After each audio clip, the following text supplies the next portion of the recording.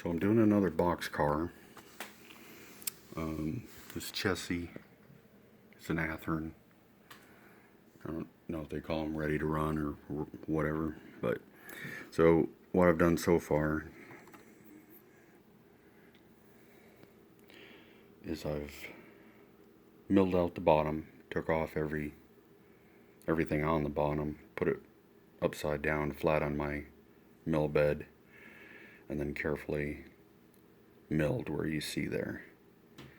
And you can kind of see the lines that are molded in. So it's almost like a template, because when that's on there, there's no gaps. So I had bought the Soundtraxx Soundcar, the 1-inch speaker, or they called it a 28 millimeter, and then their baffle kit. So I assembled that. I kind of like to press the speaker in using a 21 millimeter socket in my vise, and you don't want to put much pressure on it, but it seals right around the edge of the speaker, and then when you turn the vise, it presses it in, and when you start to feel resistance, you don't want to go any further, because I mean, that's a lot of force on this plastic. And then afterwards, I just put a tiny little dab of CA on the underside between the speaker and the baffle, making sure I don't get any near the cone, and that way it's not going anywhere. And then I put just a tiny bit of CA where the wires come out too. I just really like to get it sealed. I do shorten the wires a bit, and I have already tested it. You know, an install like this is only 4 wires, 2 track pickups, and the speaker. So what I'm getting ready to do now is I was going to video what I do with these.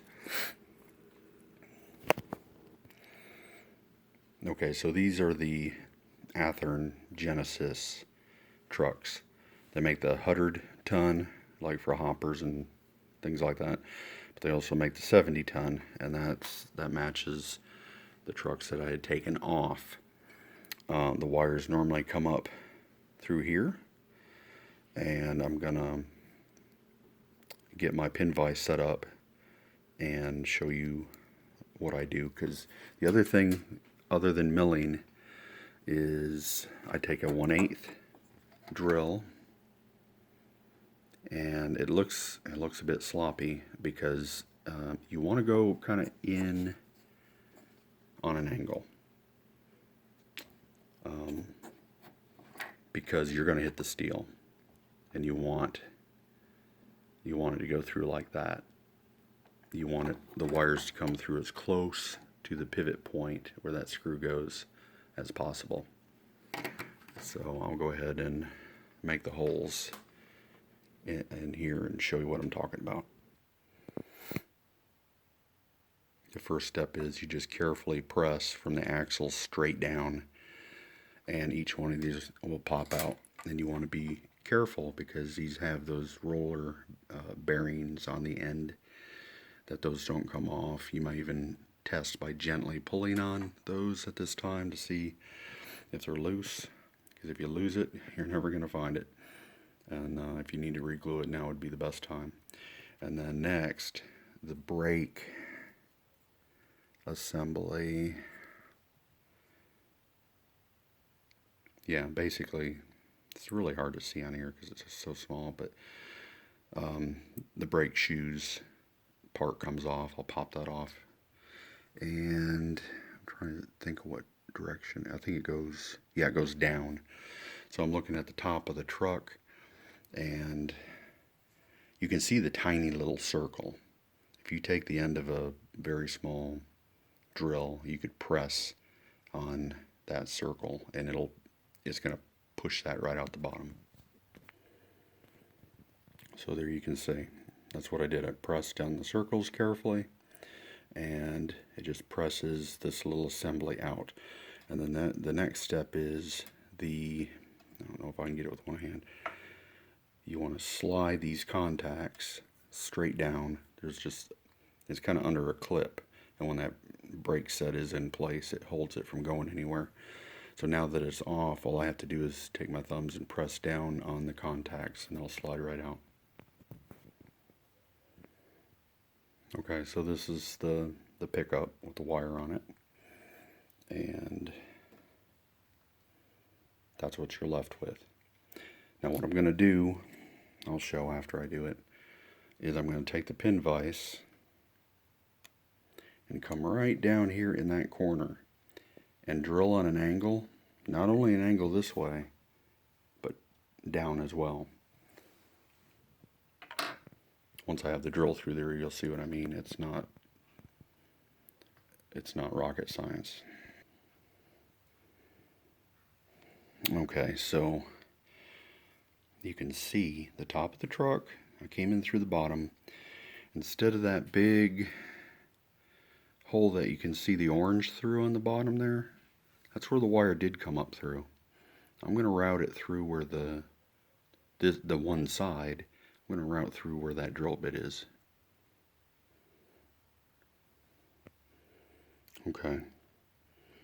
And repeat on the other side. And then I usually, where it blows through there,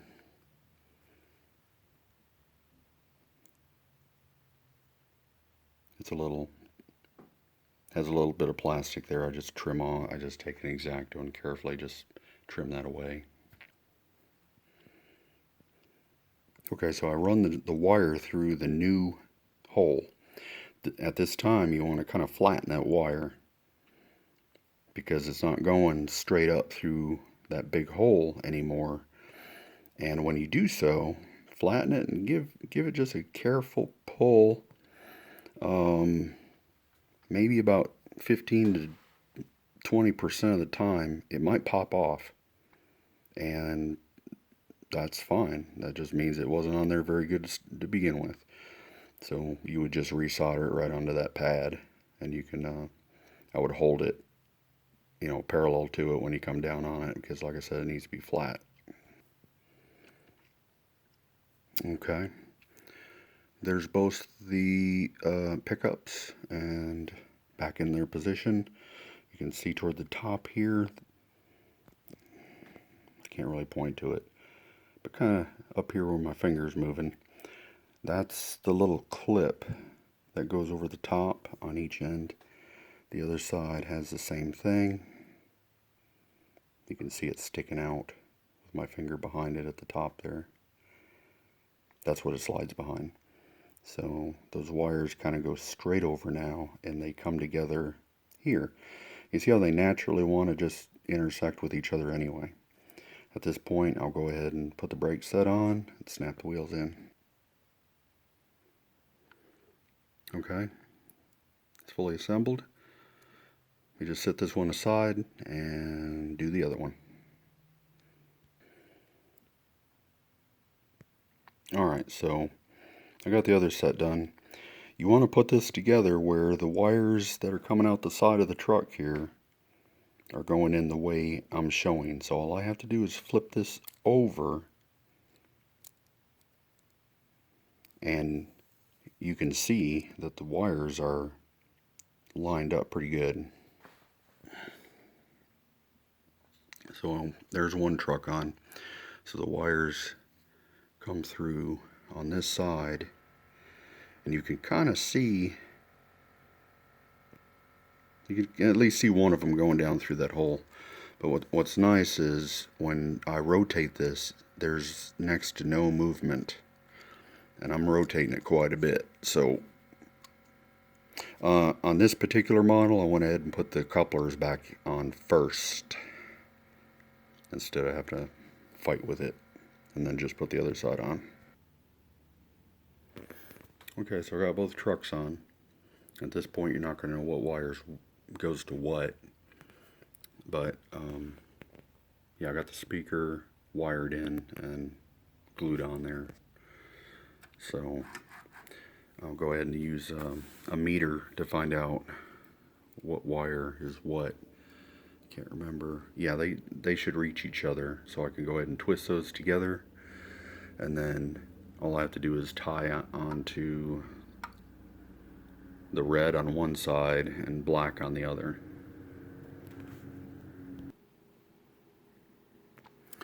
I got the one side tied together after checking it with my meter, and then the other side is right here. So now I can connect my black and red, and it doesn't matter which side's which. You just got to make sure that when you're checking one wire, you're getting continuity through this side, and kind of pull that wire over to this side, or however you want to do it. And then on this side, you do the same thing. You should get continuity between these wheels and one of the wires, and then you can connect them together. If you don't do it that way, you get them crossed, it's going to be a short as soon as you put it on the track. Okay, so they're soldered, and I put shrink tube back on each wire, the red and the black on the decoder side. And then I just solder those, slide them forward, and I usually just use the heat of the gun, the tip, and I'll go around the shrink tube to shrink it. I use this, I've had it forever, the rosin core. See, I see people messing with flux and all this. I've never done that. I just don't get it. The center of that core, you can't see it, but if I were to cut it with a really, really sharp knife, you would see the center has the flux in it. So all you have to do is have your iron and just, put a little on the iron, and then put this on the opposite side, and it'll just wick itself right in. You don't, like I said, I've never used flux in my life. Well, I'm sorry. I did once. I bought some because I just kept seeing everyone use it, and I don't know, it seemed like more steps than were necessary. But anyway, that's how I do it. So now would be a good time to test. So I turn on the track power.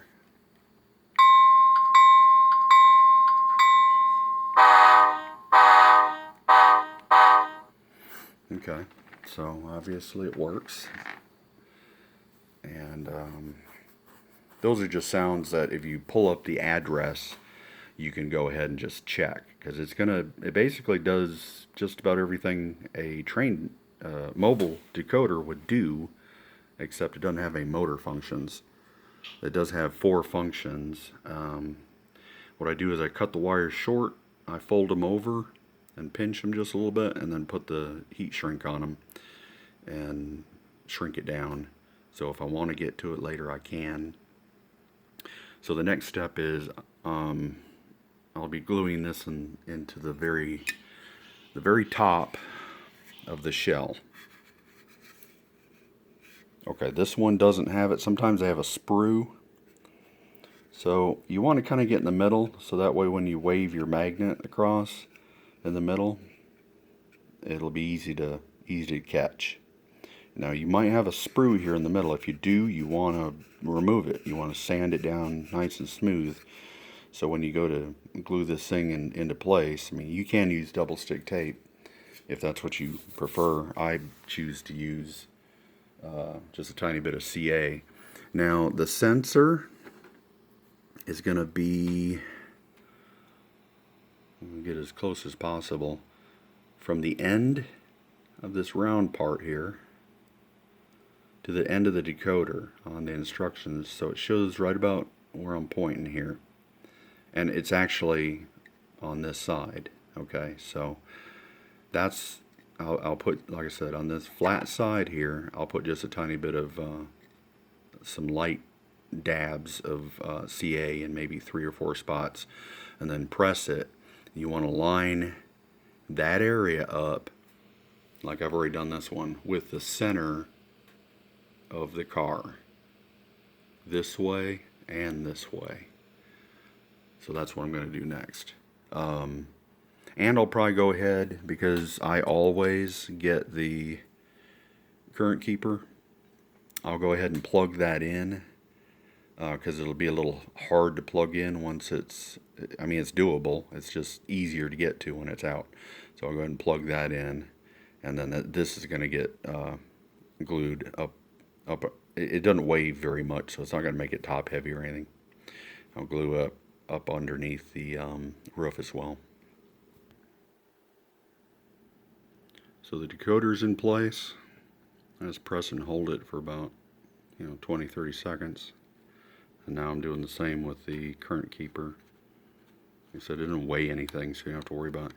So you can see in the center of mine, because it's a double door, where those two doors come together is the center of the model. And I've got it lined up really close to where I was pointing to. And that way, when you wave your magnet over the decoder, it's going to see it. You have to be trying to hunt for it. It should always be in the middle. Okay, so it's all reassembled, and just want to make sure that you don't pinch any wires. Like I said, I trimmed some of mine off. My rule of thumb is if I could take the top off and just flip it upside down, and I usually use kind of like what it comes in, this cardboard. Well, this is from a train decoder, but they're basically the same. I'll lay it down, and then when I flip the top over and I'm gluing the decoders in place, make sure I have enough wire to be able to do that. And then I know I don't have too much, or that I'm not cutting it too short. So now that everything's reassembled, I'm just going to try it one more time. Alright, so I do have, let's see, I need to pull up another address because I'm going to test the car the way with the intelligent consist. So on the Digitrax, the very first thing I'll do is go ahead and program it. Now you see there's another locomotive on the track, and this is where it gets not tricky. You just got to pay attention. Hit your direction button a time or two. Make dang sure you're over here where it did say 3, because that's the address it's going to come on. And then you can go into programming, PO on the main. You just click the top button, and now you got your 4-digit address. And I just typed in 6218 because that's the last 4 digits of this car. So I'm going to exit out of this because I already have it pulled up. Now I'm just testing it, and it works. So you don't really want the address to stay on here. If this was a mechanical reefer, I think 9, yeah, we'll turn that sound on. Then if you press it again, it turns it off. But I really don't want to be fidgeting with rolling stock once I've got it set up. So I do have a mechanical reefer down there, that kind of rusty brown looking thing with the white top. And you can program it so it'll automatically come on. You don't have to mess with it. So the only drawback is if it's left on the track, it might drive you nuts. So I dialed down the probability quite a bit. So, yeah. So if you got the address on, you can go ahead and hear the clickety-clack.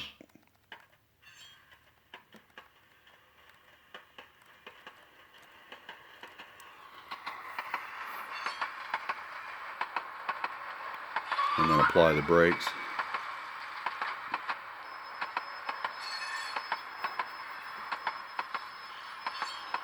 And it's just going to keep going at that speed until I dial down my throttle.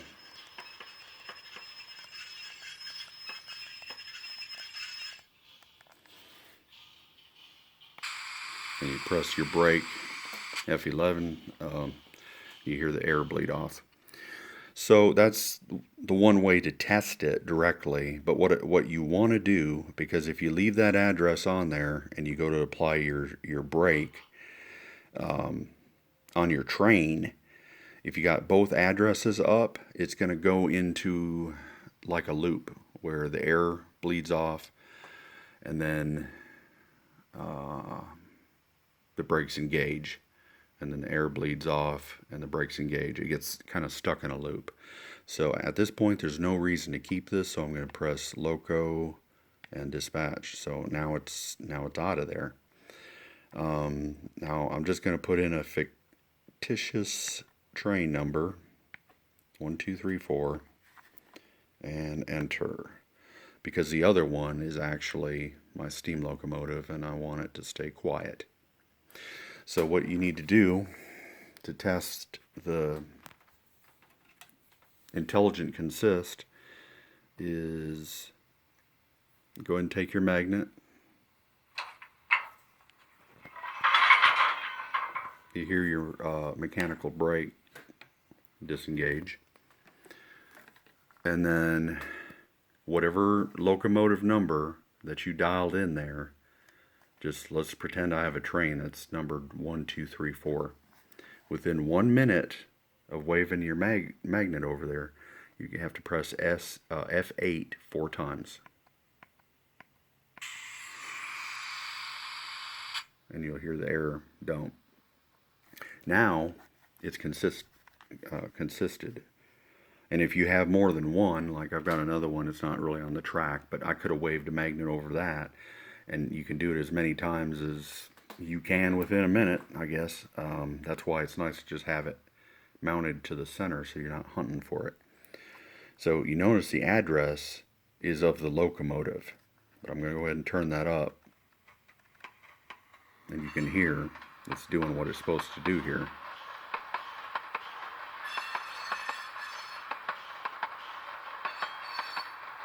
Okay, so if I hit the brakes, same thing. You'll hear the brakes engage, F11.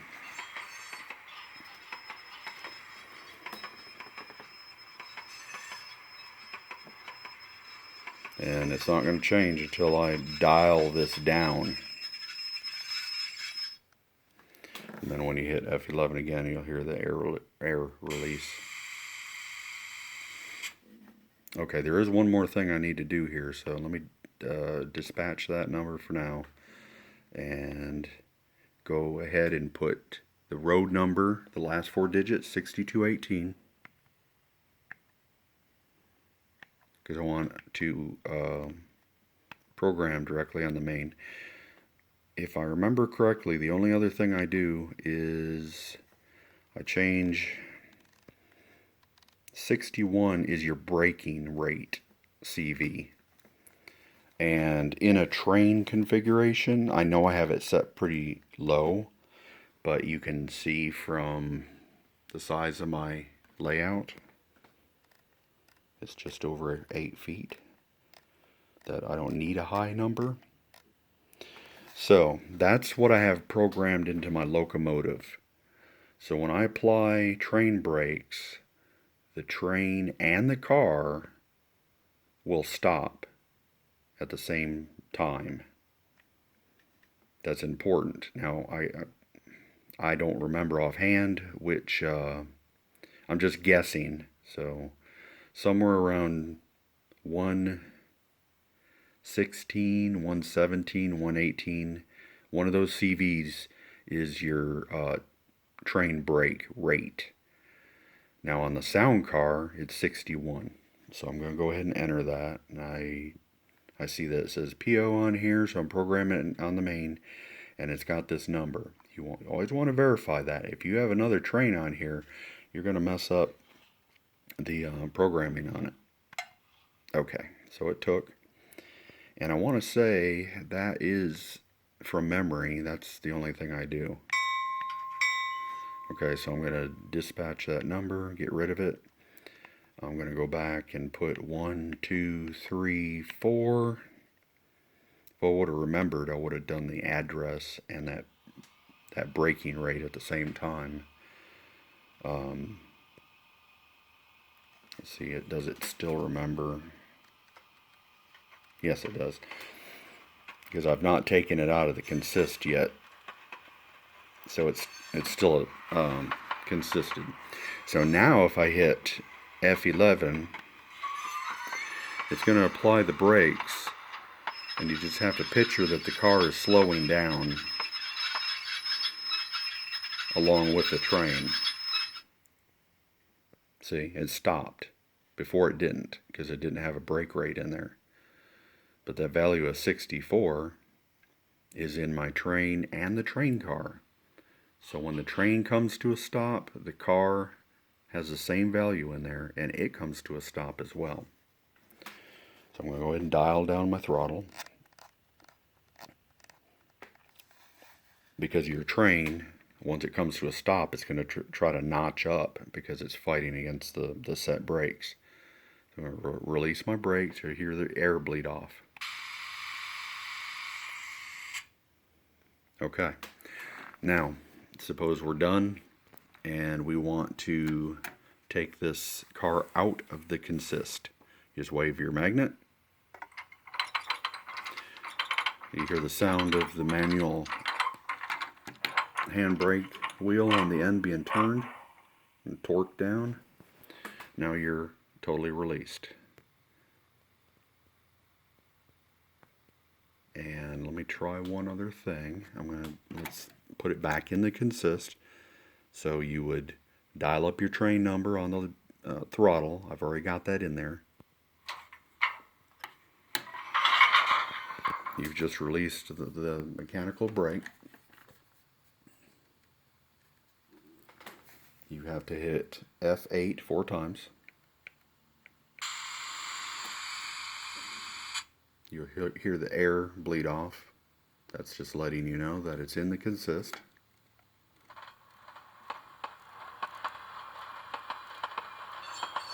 Alright.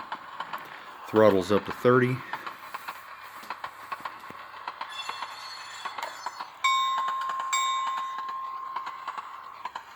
There is one other CV I have to set, and I'll explain that in a second. That's the reason why that bell went off. But I'm just showing why I always get the current keeper.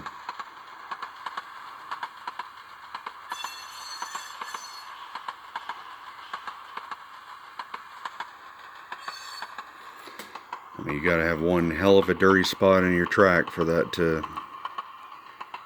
You got bigger problems than it picking up power if it goes that long. Okay. So I'll go ahead and turn it down. Because I noticed, let me try this.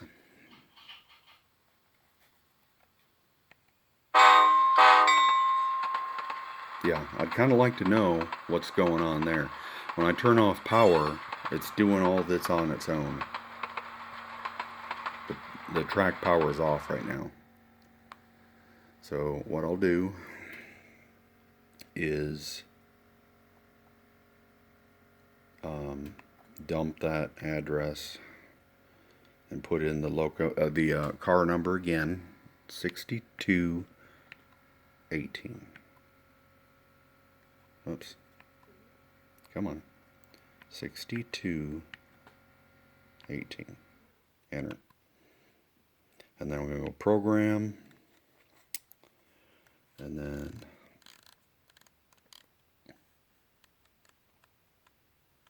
CV12. So CV12 needs to be 0. I forgot what it means, but if it's not set, I always get that bunch of different sounds just happening like that. So let me go ahead and dump that address again and make sure it's working the way I want it to. 1, 2, 3, 4. Now, okay, yeah, it's still consisted. I couldn't remember if it was or not.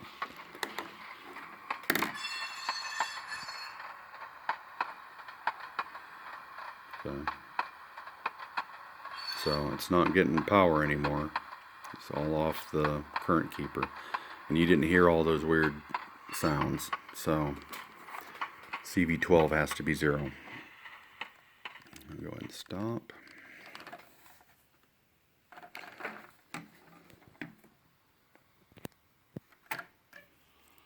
Go ahead and remove it. You hear the brake tie down.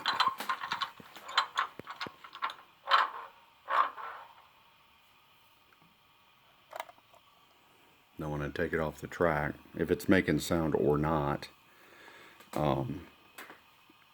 it doesn't make those sounds. I don't know why it does that. But if you listen, I'm just going to let it run out here, so there'll be a little bit of quietness.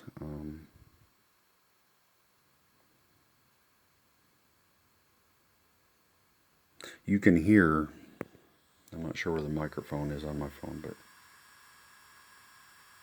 you can hear just the tiniest.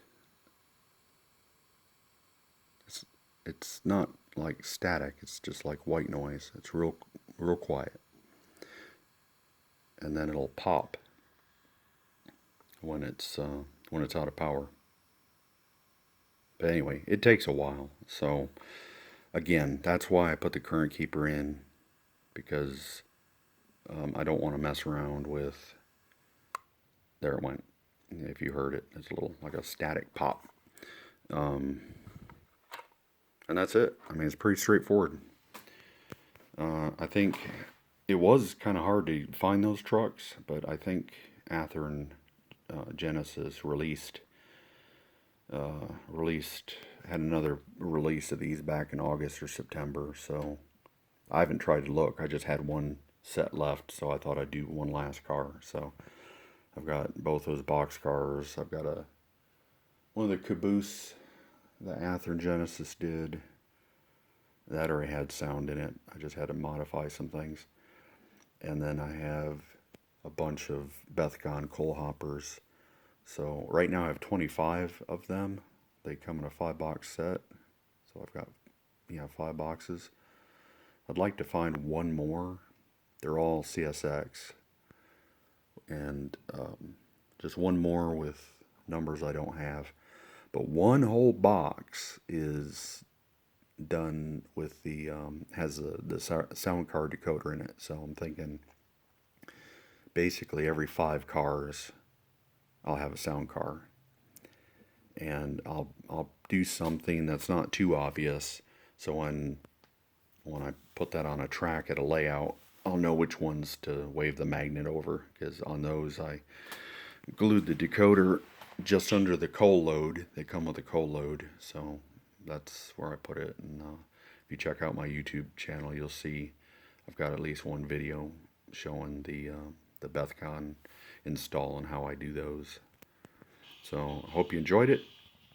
It's close to Christmas time, so I hope you have a Merry Christmas and a Happy New Year. Take care and be safe.